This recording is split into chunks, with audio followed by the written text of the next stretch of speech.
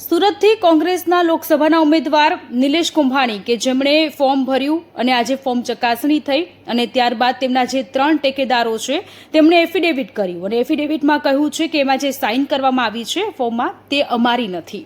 આ પ્રકારનું એફિડેવિટ થતાં નિલેશ કુંભાણીની મુશ્કેલીમાં સતત વધારો થઈ રહ્યો છે। તેમના 3 ટેકેદારો રમેશ પોલરા, જગદીશ સાવલિયા અને ધ્રુવીન ધામેલિયા આ ત્રણેય એફિડેવિટ કર્યું છે અને આ ત્રણ તેમના ખૂબ જ નજીકના માનવામાં આવે છે।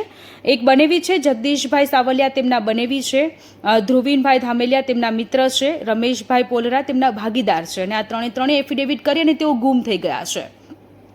નિલેશ કુંભાણી કે જેઓએ પોલીસમાં અરજી કરી છે કે તેમના 3 ટેકેદારોનું અપહરણ કરવામાં આવ્યું છે, તેમને જલ્દીમાં જલ્દી શોધી લાવવામાં આવે।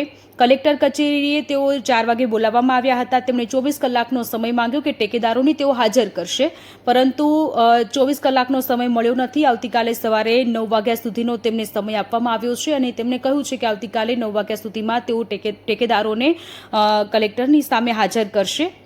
તેમના વકીલ દ્વારા પણ નિવેદન આપવામાં આવ્યું છે, હેબિયસ કોર્પસ કરવામાં આવશે, ટેકેદારોને જલ્દીમાં જલ્દી પોલીસ શોધી કાઢે તેવી પણ વાત કરી છે અને આ સાથે તેમણે ભારતીય જનતા પાર્ટી પર આક્ષેપો લગાવ્યા છે કે તેમણે ડર બતાવ્યો છે, ધાક ધમકી આપી છે અથવા તો લાલચ આપી છે અને તેમના ટેકેદારોને તેઓએ તેમની તરફ કર્યા હોવાની વાત કરી છે।